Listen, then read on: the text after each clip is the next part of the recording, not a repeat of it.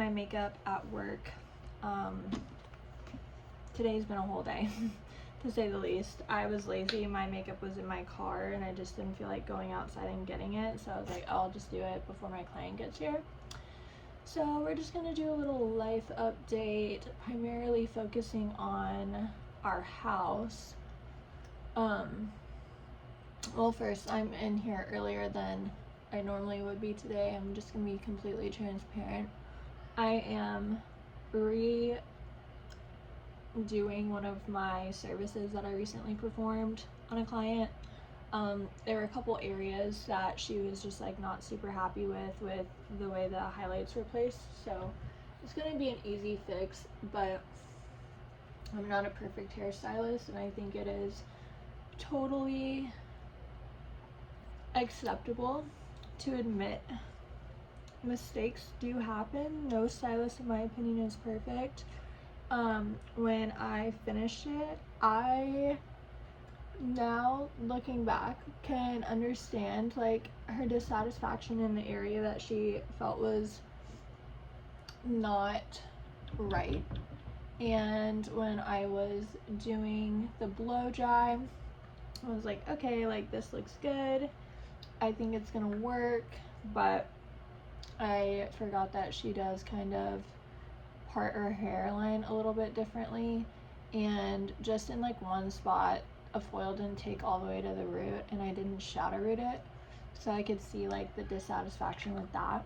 So I'm about to have her come in, and we're just gonna pop a couple extra foils right there up at the front, and I think she's gonna be very pleased. I have no problem getting people back in if they do feel like something doesn't match what they are looking for.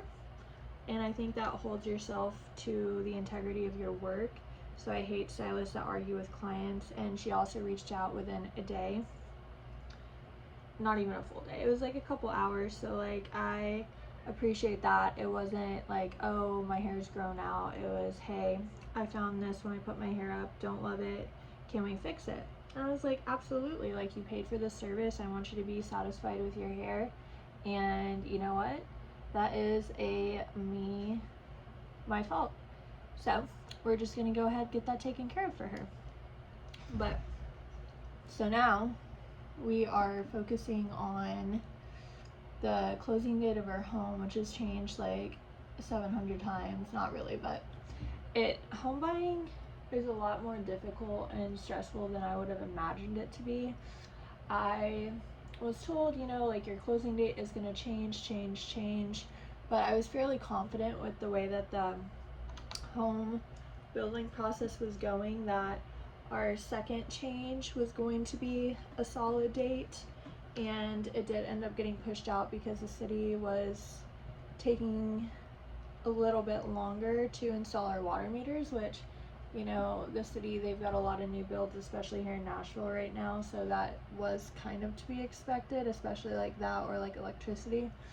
But so it was originally July 13th, which was gonna be incredible, and then it was July 19th, which we were like, you know what, it gives us an extra week to save a little bit more money just for like a recovery fund, because like, I'm not gonna lie, we are gonna be very short on money once we close. And then they pushed it out to August 8th, which I was like, you know what, like it is more inconvenient, we're gonna have to pay a little bit more money for our storage units and have to drive a bit further, because like I've said, I live in Clarksville with my parents right now, and he's in Hendersonville with his, and the drive from Clarksville to Nashville is definitely not an easy drive at all, but whatever.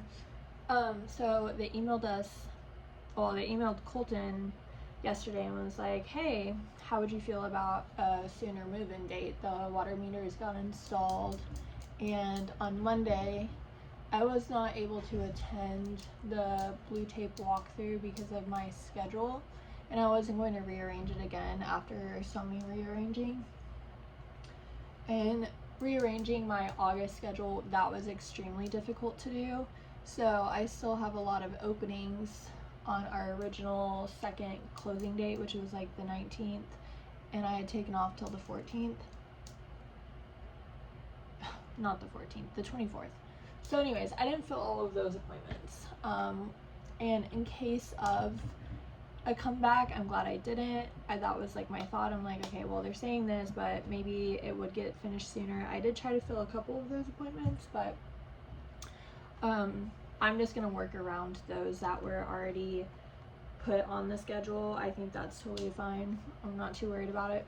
So they offered us the 21st, and our biggest concern right now is making sure that the builder feels confident in all of the repairs, minus like a few exceptions that will more than likely happen, which also is pretty common from what I'm understanding. This is our first time buying a house, so especially like a new build, like there's always going to be a few things that need to be like touched up, but our appraisal went good.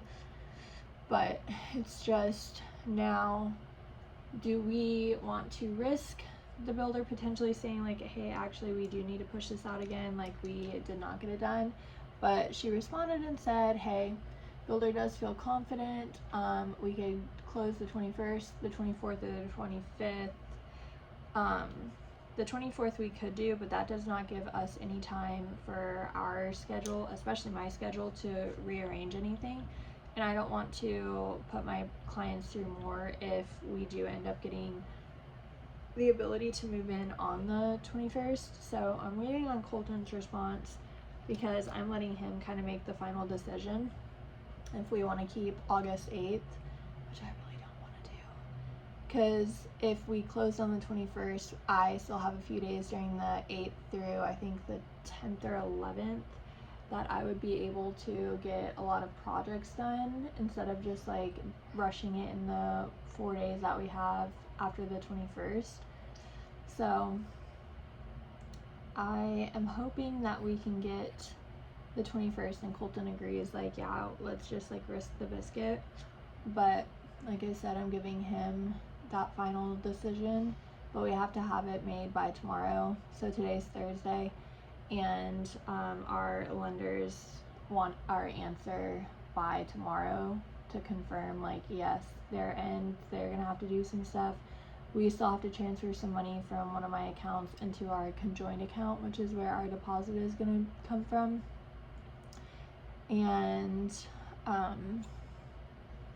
yeah, so that's our home update. We are also still missing a couch. That was a whole debacle. We found this like wonderful couch. Colt's mom and I, we went to Ashley Home Furniture, and we found this beautiful couch. We also forgot the dimensions of our living room and like what would work. So it was a sectional. And looking at it in the store, it didn't look that large. It looked like it was going to be a perfect fit. It wouldn't take up too much of our living room, and it wouldn't go into like our doorway area. Well, we're like, you know what? Like, we need to play this on the safe side. So we left the furniture store and we decided, okay, let's go see if they're home. Let's go ahead and just see what our dimensions are. We got our dimensions and we realized this couch is 10 feet long. Definitely would not fit in our living room, because we have an upstairs foyer, and that's where our current couch is going to go. It's going to be like the vibe room, but we wanted a sectional for downstairs, because that would just be really nice to have. Well, this one is not going to work, so we're back to kind of like square one. We had found this one couch online, but after looking at some reviews, we didn't really like how the fabric stretched, and there were a lot of like 5-star reviews for it. But I just think if you're going to be paying that kind of money for a couch or a sofa, like, the fabric should stay good, especially within like the first year. I don't want that much stretch in my fabric. And also, like, I'm kind of picky. Our current couch is down with some foam in it, but it's primarily down, and I just think that the feel of that couch is really comfortable. Your body kind of like the couch molds to your body. It is still a little stiff, but I think that's better for my back. But the back of the couch sits really low, so unless it's up against a wall, like Colton, he's very, very tall, so it just wouldn't work well with him. So that's like our kind of what we're working with. It's like it needs to be tall enough for him, and it also needs to be tall enough in the back as well. But we're still searching for that, and if we don't have that one immediately, that's totally fine, because we're gonna have to do some work downstairs anyways with what we want to do with it. But I am really hoping that we can find one that everybody agrees with is going to be a good purchase and that we all like. But we shall see, we shall see. Everything at the moment is just kind of like a we'll see, and I don't really love that because it's just stressful, you know? Like, I don't like the uncertainty of everything, especially working off of such a tight schedule most of the time. Like, I'm a very like type A person in the sense of timing, so I think sticking to a timeline is probably like my red flag. Like, I really don't do well under spontaneous decisions unless it's like traveled, then I'm like, whatever, yeah, let's go. But in other regards, no, I don't like that. So right now I'm just waiting on Colton's response because our lenders need to know, and I wish he would hurry up and read my message and decide, but that's just what we're doing. So I just do very basic makeup. I do this every single day. Like, I never change anything unless we might be going out, and the only thing I would change is like my eyeshadow, but I still am not a good makeup artist. I'm not a makeup artist actually, but like on myself I'm gonna say that. And I don't do anything crazy. I used to be more into it and I used to be better, but just over the years I've like lost all the skills, so I don't really care that much. But I just do very, very plain, very basic, like whatever fits my skin tone is kind of just like what I stick with. I also stopped wearing false lashes probably 2 years ago because I do have naturally good eyelashes. So I just use the, what is it even? The Grande Drama by Grande Lash, and I absolutely love that brand. I use the serum, and the Grande Drama is the mascara that I like to use. I don't use the serum nightly. I use it like every like 2 to 3 times a week because it does sometimes irritate my eyes if I use it too often. But this is just my makeup routine that you guys got to experience with me. But yep, that's really all I have for this video. I'm about to put my highlighter on and the mascara, so I'll just show you how I do that. And one of my like biggest pet peeves is when people go over the bridge of their nose to apply the opposite side of their mascara. I'm just like, why? Rotate your wrist.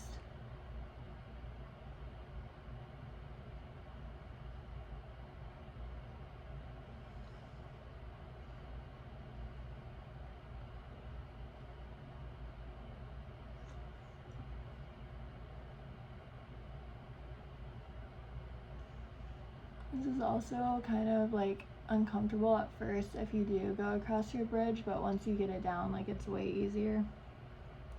And you don't risk getting that little dot under your eye and having to redo everything.